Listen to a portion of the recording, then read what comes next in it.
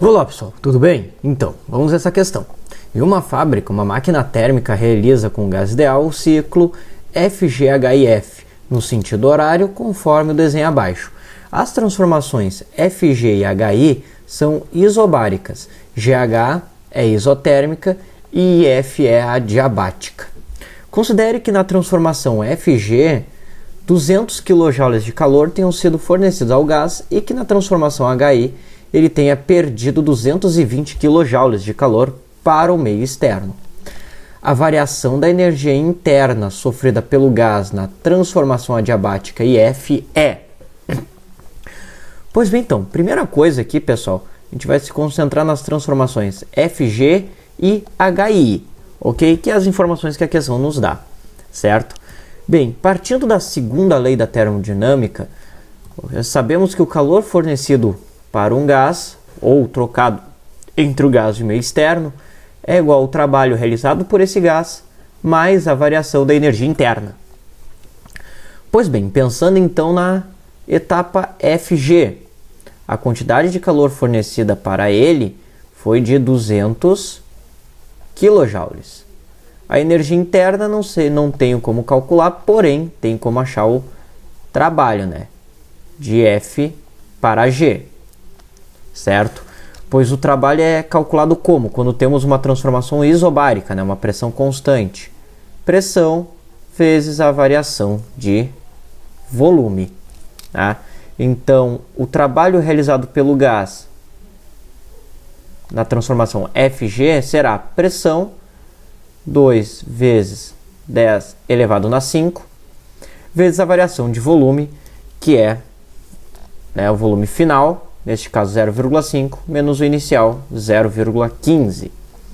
Ou seja, 0,5 menos 0,15. Dando aqui então o valor de WFG igual a 2 vezes 10 na 5 vezes 0,35.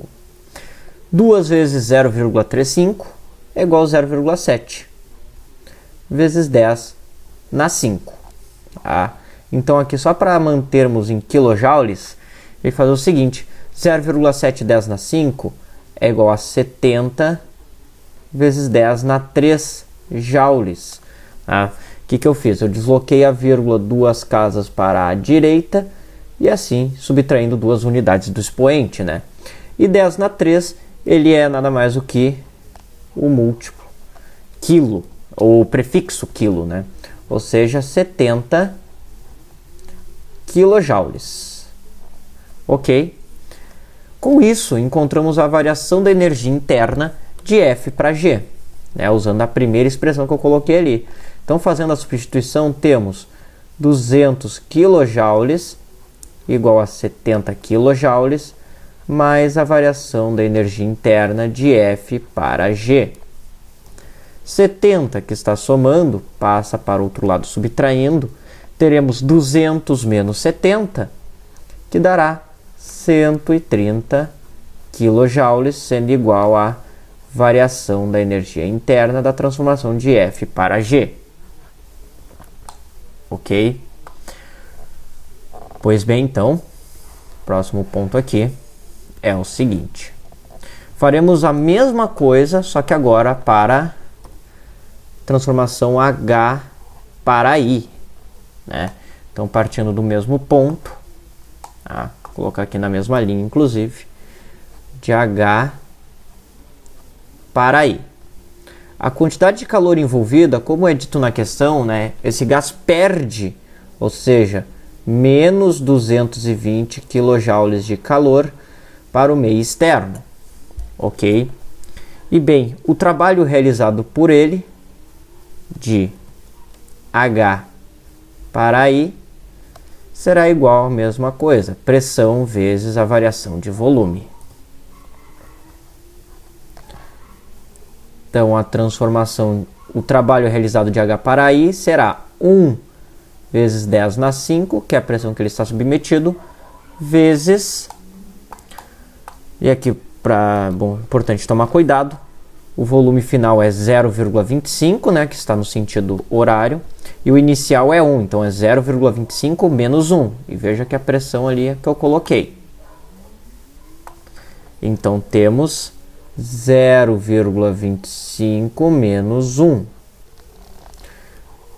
Daqui então, trabalho realizado, transformação de H para I será 1 vezes 10 na 5 vezes 0, ou melhor, vezes menos 0,75, né? Que aqui vai dar um valor negativo, certo? E aqui sendo igual a menos 0,75 vezes 10 na 5. E fazendo a mesma brincadeira que fizemos ali para o trabalho de F para G, temos que o trabalho de H para I será de menos 75 kJ, né? Passando duas casas para a direita, subtrai duas unidades de expoentes, fica 10 na 3. 10 na 3 é a mesma coisa que o quilo. Ok? Com isso agora encontramos a energia, a variação da energia interna. Partindo então da mesma expressão, quantidade de calor, menos 220, é igual a menos 75, mais a variação da energia interna de H para I.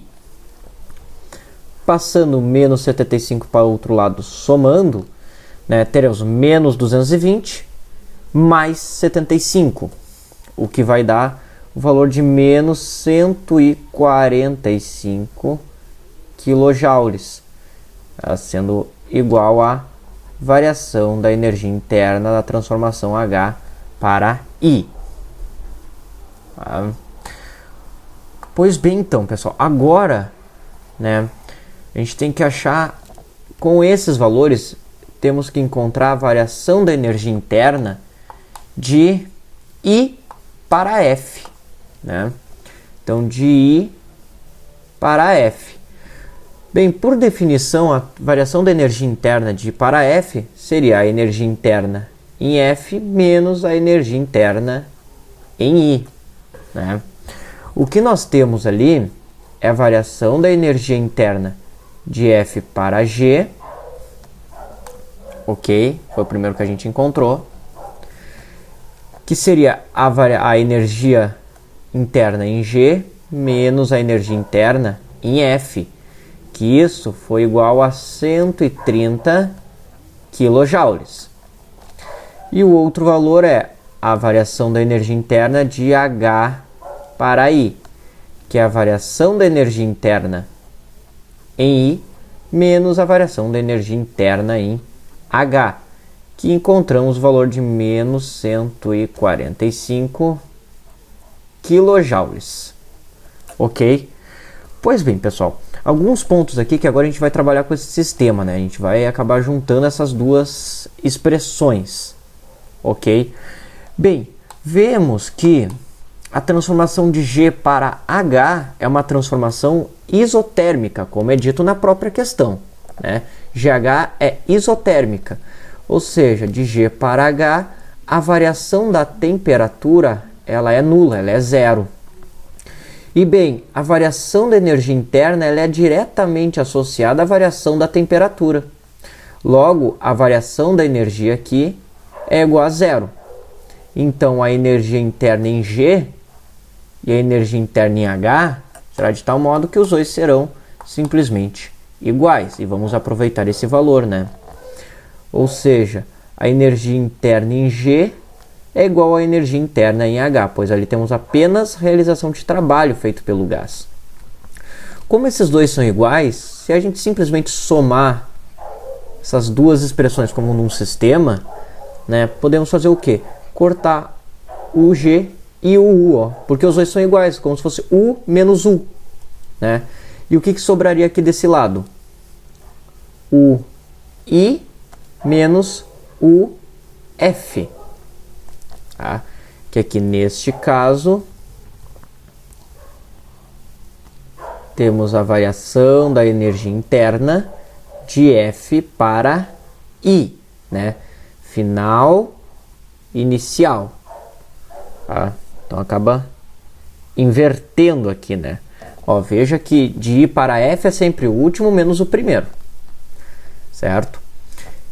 E bem, isso aqui seria igual então a 130 menos, no caso do sinal, 145 kJ, dando então o valor de menos 15 kJ. Ou seja, a variação da energia interna de F para I é igual a menos 15 kJ. Só que o que a gente está querendo é de I para F, ou seja, o caminho oposto. Aqui é de F para I, aqui é de I para F. Bem, para inverter, basta inverter o sinal. Então, se de F para I é menos 15, de I para F é igual a 15 kJ. Um pequeno detalhe que faz muita diferença na questão, certo? Então, ficamos aqui com a alternativa de letra C. Certo, pessoal? Bem, espero que eu tenha ajudado vocês. Quaisquer dúvidas, postem nos comentários ou mandem para o e-mail abaixo, certo? Desejo a vocês bons estudos e até a próxima!